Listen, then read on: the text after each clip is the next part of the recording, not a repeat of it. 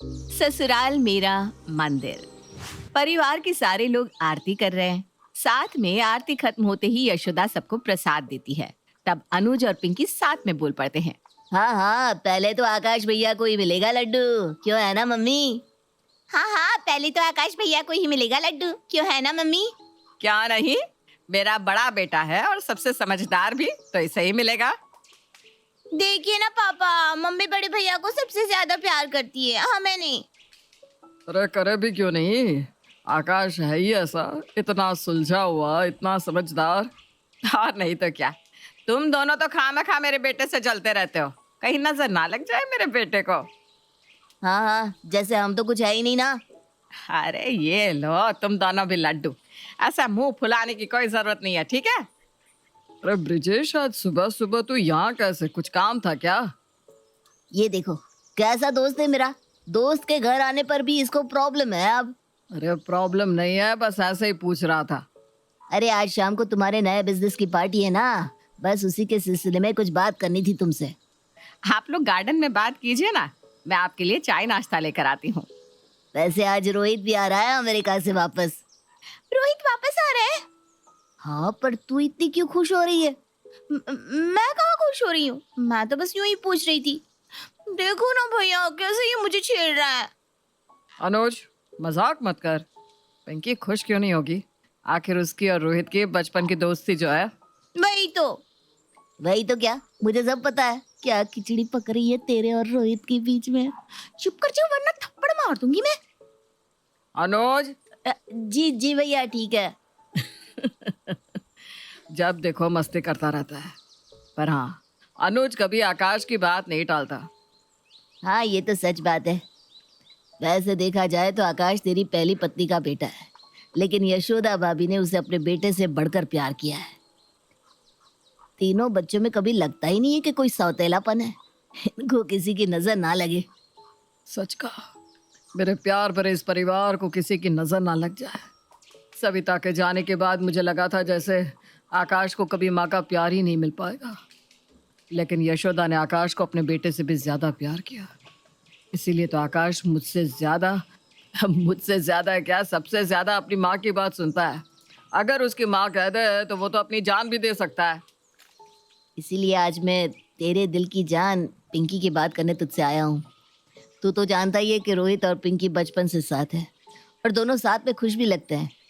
रोहित का फोन आया था कि वो पिंकी से शादी करना चाहता है, इसीलिए मैं सोच रहा था कि आज शाम की पार्टी में हम नए बिजनेस के साथ साथ दोनों की सगाई भी करवा देते हैं। अरे ये तो बहुत अच्छी बात है, लेकिन मैं इस बारे में एक बार यशोदा से बात करना चाहूँगा। अरे इसमें बात क्या करनी है, रोहित को तो हम बचपन से जानते हैं और पिंकी भाई साहब के घर में बहुत खुश रहेगी। हम आज शाम को ही इनकी सगाई कर देते हैं। तो तय रहा, आज शाम को रोहित और पिंकी की सगाई। लेकिन भाभी जी, पिंकी को मत बताइएगा आप इस बारे में, हम उसे सरप्राइज देंगे। ठीक है भाई साहब। खुराना परिवार में आज जैसे खुशियों की नई लहर सी उठी थी। आज खुराना अंपायर का नया कारोबार भी शुरू हो रहा था और पिंकी का रिश्ता भी तय होने वाला था, जिससे पूरा घर बहुत ही ज्यादा खुश था। और इसी खुशी की शाम में शामिल होने यशोदा की बहन कामिनी भी इस फंक्शन में आ पहुंची थी। ओ यशोदा, मेरी प्यारी बहन, कैसी है तू? मैं तो ठीक हूँ दीदी, आप कैसी हैं? मुझे बहुत खुशी है कि आप आई। कितने दिन हो गए हमें मिले हुए। अरे तू चिंता मत कर, अब मैं कुछ दिन यहीं रुकने वाली हूँ, कहीं नहीं जा रही। अरे बाप रे, मतलब कुछ दिन घर में महाभारत के पाठ होने वाले हैं? अनुज, ऐसा नहीं कहता। नमस्ते मौसी जी। नमस्ते नमस्ते। मेरा हीरो भांजा कहाँ है अनुज? ये रहा मौसी जी, मैं यहाँ। अरे तू वहाँ क्या कर रहा है? यहाँ देख, मैं तेरे लिए क्या लाई हूँ, और पिंकी के लिए भी। आप आकाश के लिए कुछ नहीं लाई? मैं उसके लिए क्यों लाऊं? वो थोड़ी ना मेरा सगा भांजा है। मौसी जी, ये गिफ्ट मुझे भी नहीं चाहिए। और मैं भी ये सब यूज नहीं करती, आप इसे रख लीजिए। अरे पर दीदी, आप यहाँ आई हैं, लेकिन आकाश के साथ अगर सौतेला बर्ताव करेंगे तो मैं ये बिल्कुल भी बर्दाश्त नहीं करूँगी। हाँ ठीक है ठीक है। चलिए आप आराम कर लीजिए, शाम को पार्टी में भी चलना है। यशोदा ने जितना प्यार आकाश को किया था, उतना ही सौतेलापन कामिनी के मन में था। लेकिन यशोदा खुद और उसके बच्चे आकाश के साथ कभी भी ये अन्याय नहीं होने देती थी। शाम की पार्टी की सारी तैयारियां हो चुकी थी, सारे मेहमान भी पहुंच चुके थे, लेकिन पिंकी को ये समझ में नहीं आ रहा था कि उसे क्यों इतना सजाया जा रहा है। अरे मम्मी, आपने मुझे इतना भारी सा लहंगा पहनने के लिए क्यों दिया? आज तो नए कारोबार की लॉन्च करने की पार्टी है, मुझे क्यों इतना सजा रही हैं? अरे पार्टी में बड़े बड़े लोग आ रहे हैं, मेरी बेटी भी तो अच्छी लगनी चाहिए ना। हाँ, पर फिर भी ऐसा लग रहा है जैसे मेरी पार्टी है। हो भी सकता है कि तेरी ही पार्टी है, हम तुझे बेच भी तो सकते हैं ना। हाँ, वैसे खास मुनाफा तो नहीं होगा, लेकिन फिर भी।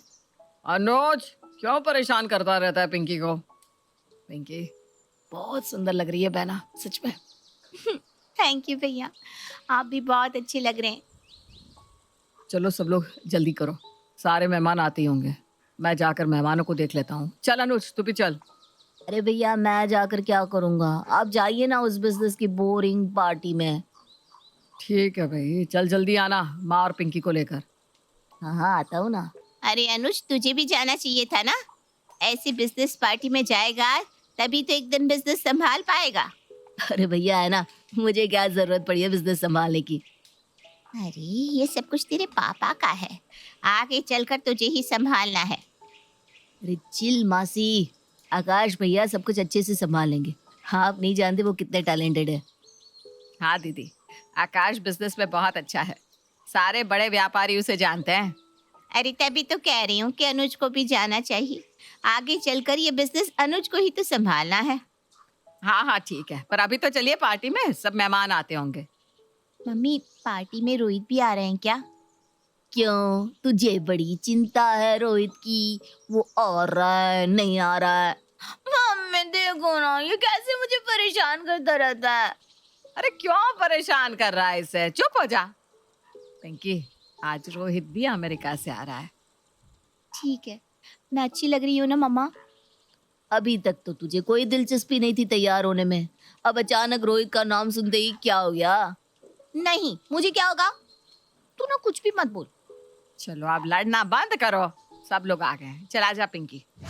यशोदा पिंकी को पार्टी में ले जाती है, जहाँ पहुँचते ही सब लोग पिंकी को देखकर तालियां बजाने लगते हैं। माँ, ये सब मुझे देखकर तालियां क्यों बजा रहे हैं? ये तुम्हें देखकर नहीं, हम दोनों को देखकर तालियां बजा रहे हैं। रोहित तुम? हाँ मैं। क्यों, तुम किसी और का इंतजार कर रही थी? नहीं, वो मैं। ठीक है, अगर किसी और का इंतजार कर रही थी तो मैं चला जाता हूँ। नहीं नहीं नहीं नहीं नहीं, मैं तुम्हारा इंतजार कर रही थी। मुझे पता है, इसलिए आज मैंने पापा से हमारी सगाई की बात कर ली थी। क्या? लेकिन मेरे पापा। वो देखो, तुम्हारे मम्मी पापा सगाई की अंगूठी लेकर आ रहे हैं। माँ, पापा, आपने मुझे बताया क्यों नहीं?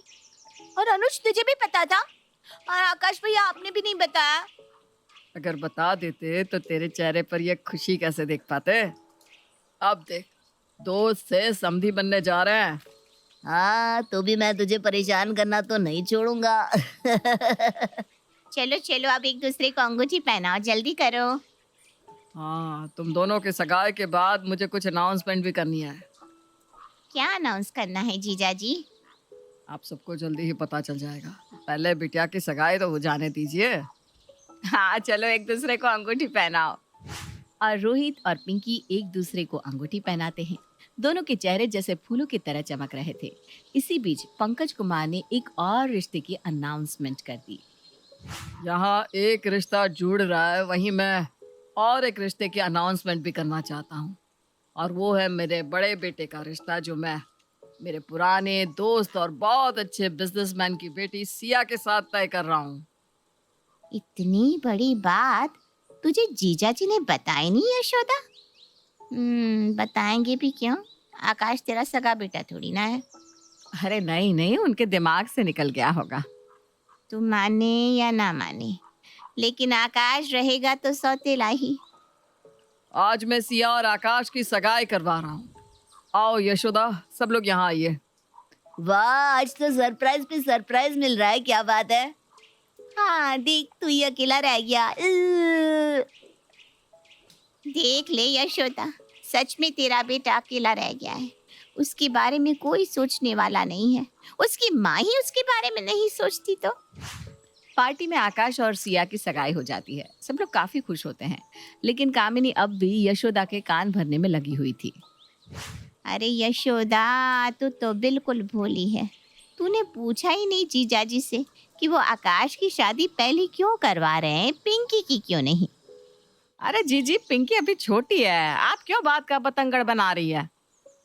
मैं कह रही हूँ जीजाजी अपने बेटे आकाश से बहुत ज्यादा प्यार करते हैं। वो तेरे बच्चों के साथ ना इंसाफी कर रहे हैं। उन्होंने अभी तक अनुज के लिए कुछ नहीं सोचा, उसके लिए लड़की भी नहीं देखी। क्यों? क्योंकि उन्हें बस अपने बड़े बेटी की पड़ी है। अरे ऐसा कुछ नहीं है जीजी, आप कुछ ज्यादा ही सोच रही है। अब कुछ ही दिनों में आकाश की शादी है, मुझे उसकी तैयारियां करनी है। हाँ, उसकी शादी के बाद तो सब कुछ उसका और उसकी पत्नी सिया का हो जाएगा। तेरे बच्चों का तो कोई पूछेगा भी नहीं। नहीं, ऐसा कुछ नहीं होगा जीजी। मेरे पति तीनों बच्चों को बराबर प्यार करते हैं, वो किसी के साथ भी नाइंसाफी नहीं होने देंगे। मैं तो तेरी बड़ी बहन हूँ, मेरा काम है समझाना। तुझे अभी से कोई कदम लेना होगा, ऐसा ना हो कि बहुत देर हो जाए। कामिनी की बातें यशोदा के मन में असर करने लगी थी, लेकिन उसका आकाश के प्रति प्यार उसे इन सब बातों से दूर रख रहा था। लेकिन जब आकाश की शादी के वक्त आकाश के पिता ने वो लफ्ज कहे, तब जैसे सब कुछ बदल सा गया। बस अब तो आकाश की शादी हो गई है, अब मैं रिटायरमेंट लेने वाला हूँ। अब सब कुछ आकाश को सौंप कर मैं चैन से अपना बुढ़ापा जीऊंगा। मैंने कहा था ना, ये सब कुछ आकाश के हाथों में जाने वाला है। तेरे बच्चों को कुछ भी हाथ में नहीं आने वाला। मैं ऐसा कुछ नहीं होने दूंगी, मैं अपने बच्चों के साथ नाइंसाफी नहीं होने दूंगी। यही वक्त है कहने का। अगर आज तुमने कुछ नहीं कहा तो कभी कुछ नहीं कह पाओगी। अगर मैंने इनसे बात की तो ये मेरी बात कभी नहीं मानेंगे। मैं आकाश से ही बात करती हूँ। यही सही रहेगा। तूने आज तक उसके लिए कितना कुछ किया है, वो तेरे लिए थोड़ी सी कुर्बानी नहीं दे सकता? यशोदा ने आकाश से बात की कि वो ये सब छोड़कर गांव चला जाए, जहां उसकी सगी माँ का पुराना घर था, जिससे यहाँ उसके बच्चे सब कुछ संभाल सके। माँ बिल्कुल भी चिंता मत कीजिए, मैं यहाँ से चला जाऊंगा। आप प्लीज इस तरह से परेशान मत होइए। तुम अपना हिस्सा लेकर जा सकते हो। और देखो, मैं तुमसे नफरत नहीं करती आकाश, प्लीज मुझे गलत मत समझना। अरे नहीं माँ, मैं आपको कैसे गलत समझ सकता हूँ? आप मेरी माँ हैं। बस मेरे जाने के बाद आप अपना ख्याल रखिएगा। मैं और सिया कल सुबह ही गांव के लिए निकल जाएंगे। आकाश ने बिना किसी सवाल किए सिया के साथ जाने का फैसला कर दिया, लेकिन उसके पिता को पता था कि उसका परिवार टूट रहा है। पापा, मैं बस माँ की यादों के साथ कुछ वक्त रहना चाहता हूँ। गांव में नया व्यापार लाकर वहां रोजगार लाना चाहता हूँ। मैं जानता हूँ कि क्या हुआ है, लेकिन मैं यशोदा को समझा सकता हूँ। पापा, आपको मेरी कसम है, आप माँ से कुछ नहीं कहेंगे। आकाश के जाने के बाद जैसे सब कुछ बदल सा गया। जब पिंकी और अनुज को इस बात का पता चला तो उनसे ये सब बर्दाश्त नहीं हुआ। मम्मी, आपने ये क्या किया? आप तो हम दोनों से ज्यादा भैया से प्यार करती थी ना। आपको पता भी है, जिन्हें आप सौतेला कह रही है वो आपकी बहन के पति के लिए एक नया बिजनेस तैयार करके गए हैं। उसके लिए एक नया घर लेकर गए हैं, और ऐसे भाई को आप सौतेला कह रही हैं? अब जिस बिजनेस के लिए सब कुछ कर रही है ना माँ, वो भैया ने कभी अपने नाम किया ही नहीं। ये देखिए, शेयर्स की रिपोर्ट अनुज के नाम, नया कारोबार अनुज के नाम, नया बंगला अनुज के नाम, और आपने मेरे ऐसे राम जैसे भाई को शादी के कुछ दिन बाद ही घर से निकाल दिया। अगर भैया इस घर में नहीं है तो मैं भी कसम खाती हूँ कि मैं कभी शादी नहीं करूंगी। और अगर भैया नहीं है तो मैं कभी इस कारोबार को नहीं संभालूंगा। मैं अमेरिका जा रहा हूँ हमेशा हमेशा के लिए। तुम दोनों अपनी माँ के साथ ये सब कैसे कर सकते हो? और आप हमारे भाई के साथ ऐसा कैसे कर सकती है? उन्होंने बचपन से हमें इतना प्यार किया, हमें कभी किसी चीज की कमी नहीं होने दी। सौतेलापन उन्होंने नहीं, माँ आपने निभाया। जब यशोदा के अपने बच्चों ने उसका साथ छोड़ दिया तो उसकी आत्मा उसे कुरेदने लगी। उसका पूरा घर बर्बाद हो चुका था। पिंकी ने उससे बात करना छोड़ दिया और अनुज कई महीनों से अमेरिका में था, जो कभी वापस नहीं आना चाहता था। लेकिन माँ की ऐसी हालत आकाश से देखी नहीं गई और वो उससे मिलने चला आया। माँ, आप ठीक तो हैं? आकाश तो आ गया बेटा, मुझे माफ कर दे। देख तेरे जाने के बाद क्या हो गया, सब कुछ बर्बाद हो गया, सब कुछ। हमारा हंसता खेलता परिवार टूट गया और ये सब कुछ मैंने किया अपने हाथों से।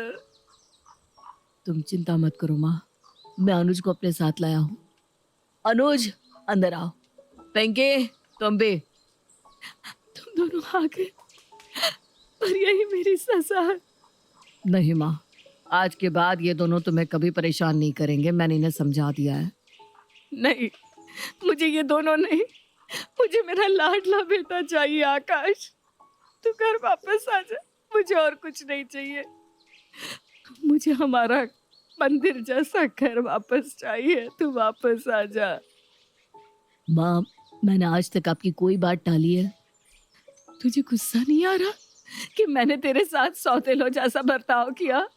माँ, आप यशोदा माँ है, जिसने एक पराये बेटे को इतना प्यार किया।